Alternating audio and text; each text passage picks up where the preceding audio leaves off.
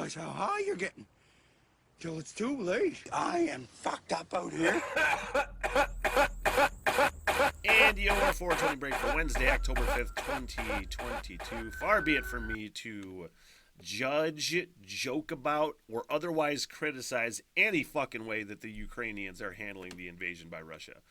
But this story, as they say in the story, is designated to be humorous and lighthearted in a way. Now, who knows how serious the nuclear threat is that they're facing in Ukraine. They feel like they're under a nuclear threat. Who knows how fucking crazy that guy is. Seems like it's pretty crazy. But this fucking story from Vice. As countries across Europe review their radiation pill supplies, under the looming threat of a nuclear attack by Putin, Ukrainians have decided to respond with humor. A fucking orgy.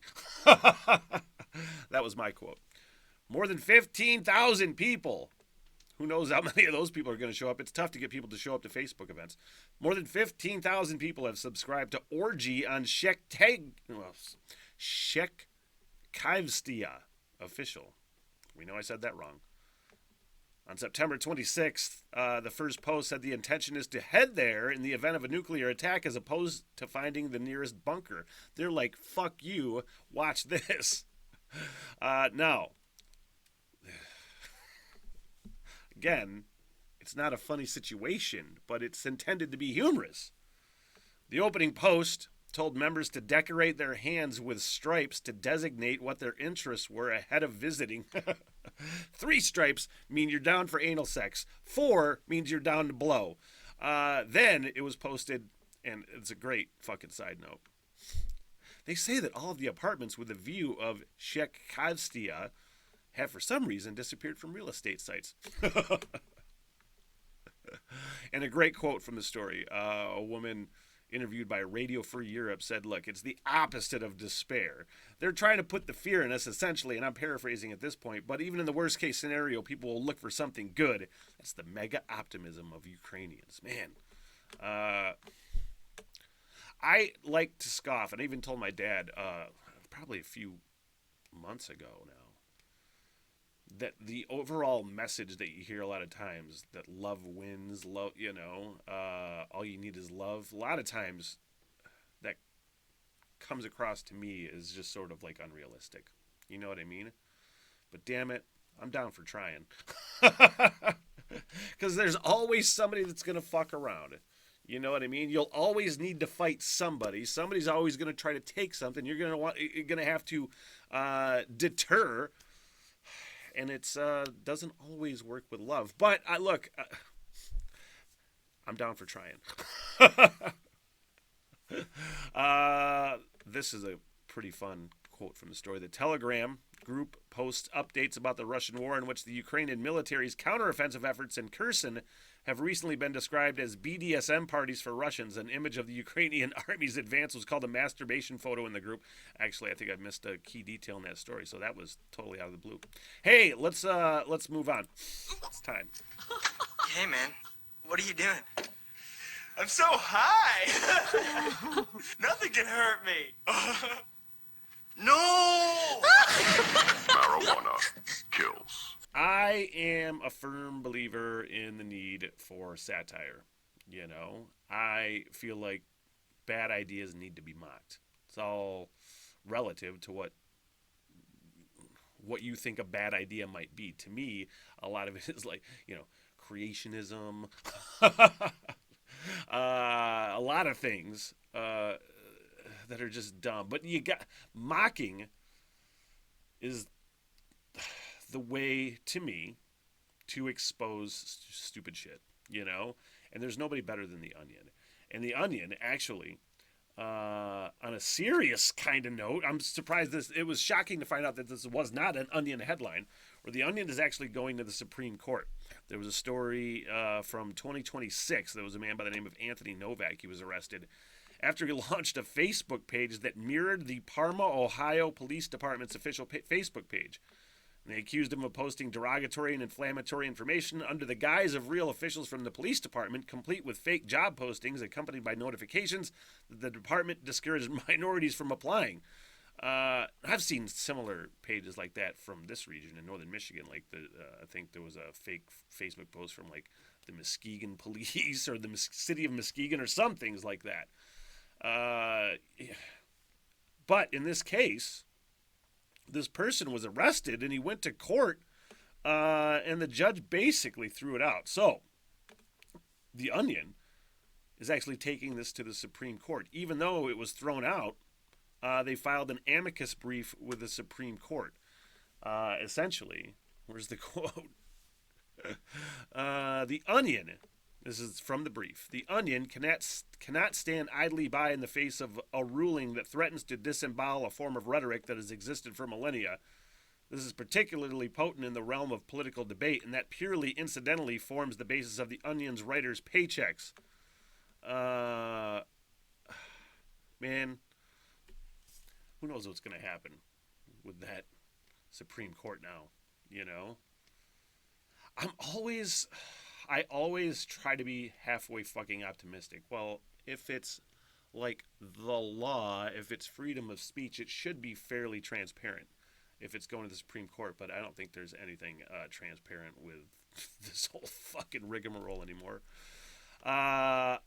Man, because there's so many instances, I feel like, that satire is not acceptable in so many fucking forms anymore. It's almost impossible to make fun of so many things that we used to make fun of, and probably some of that is wokeness, which I'm down for a lot of the woke movement, for lack of a better term. But you just can't make fun of shit anymore, you know? There's some instances, though, in some ways that it can thrive in ways like satire with The Onion, like stand-up comedy, even though that's kind of fucking getting pulled away. I don't know. I just wanted to talk about it, you guys. Next! Want to do a bong hit? This story from the Metro UK. Here's two new terms that I did not know existed as far as dating terms. We're getting into, apparently, the cuffing season. Now, I had always assumed that the word cuffing was used as a euphemism for masturbation. You cuff your carrot. I didn't make it up. I've just heard it. But apparently, for the uninitiated, cuffing season usually begins around October, and it's when single people search for short-term relationships to pass the time with during the colder months, when everybody just gets holed up and just, hey, this will be a relationship for just a couple months. Now, cuffing season, like I said, there's also it's a new cuffing season trend called winter coating. There's a dating app called Inner Circle. Winter coating happens when people get back in touch with old flames to land themselves an easy seasonal partner for the winter months. So many, landmines you gotta navigate, man. Dating app is the fucking worst. Dating is just the worst anyway. That's why I don't date, That's why I'm staying celibate for the foreseeable future. Because, fuck, man, I got too much shit to do. Plus, you gotta navigate shit like this. It's dumb. Next. Sample the goods. $15. Can you spot me 10? I'll pay you Tuesday and shit. We're getting there. We're getting to the self-driving vehicle point in our history, you guys. They're doing all the testing. You're like, I always hear about self-driving cars. One was tested, one was this. Now they're actually testing a beer run, a self-driving beer truck that is driven over 220 miles a day, hauling over 1 million pounds of Modelo and Corona beer. Waymo Alphabet Incorporated started the test in April, and they've been driving the self-driving truck since April. With a test driver sitting, I don't know if he's in the driver's seat. I would only assume he's in the driver's seat. He's just chilling, though. Just sitting there chilling. And they're like, yeah, there hasn't been any harsh brake events, swerving events. So this company, it says, look, it's not in the early future that we're going to send these things out without test drivers just going, but it is in the not too far away future. So I don't know, man. It's going to go well until it doesn't. Like, there'll probably be a few hiccups, and then they'll have a good long run of, like, no accidents, and then something's going to happen. Like, Skynet takes over or something. And there's going to be so many people that are just like, they're taking our jobs. But do you know how many fucking truck driving, hiring advertisements there are? There's nobody driving the trucks. Somebody's got to get this shit there, man. And if there's got to be self-driving trucks, then that's okay. Lastly, in the hall.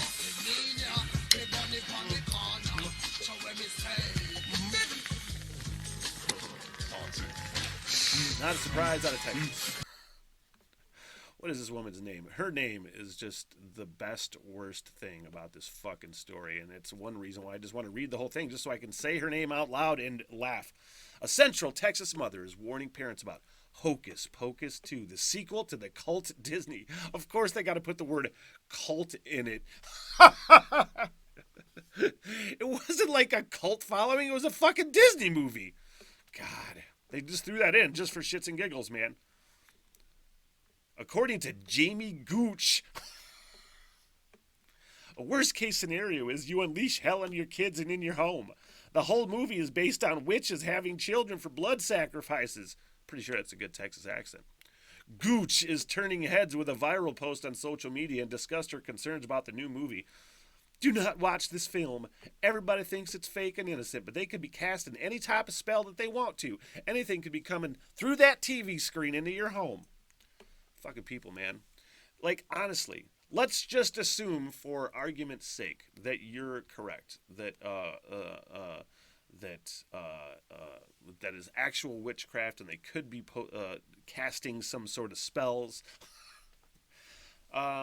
First of all, do you think the producers of Disney got somebody that actually knows how to cast spells to include it in the script? Because this, you write the script, you're just making fucking spells up. You're not actually looking at spell books. Second of all, I just love how the super moralists just got to tell everybody what's going on. It's like the worst neighbor in the world, It's just the worst, nosiest fucking neighbor in the world. And you suck. And that's your 420 break. Eat some Doritos. Chill out. Get your ass back to work. Hey, old man. I got the fucking munchies real bad. How about you? Hey. Smoke weed every day.